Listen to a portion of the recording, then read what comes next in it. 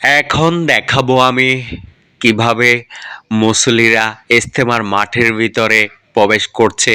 হাজার হাজার কোটি কোটি মানুষ খুব সুন্দরভাবে প্রবেশ করছে। মনে হচ্ছে জায়গা নেবে না, সত্যি জায়গা নেবে। আমার মন থেকে বলছি ইনশাআল্লাহ সবার জন্য দোয়া করছি, এবং আমার যে মন আছে এই মন থেকে আমি দোয়া করছি আল্লাহ পাক যেন সবাইকে খুব ভালো রাখে। এই যে দেখেন এখানে কত সুন্দরভাবে গেটের ভিতরে লিখে দিয়েছে, হ্যাঁ, বিশ্ব ইজতেমা।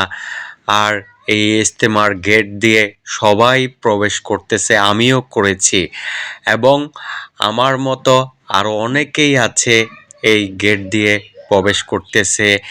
আর আমি দোয়া করি আল্লাহ পাক যেন সবাইকেই ভালো রাখে এবং সবাই যেন আসতে পারে। আমিন, আমিন।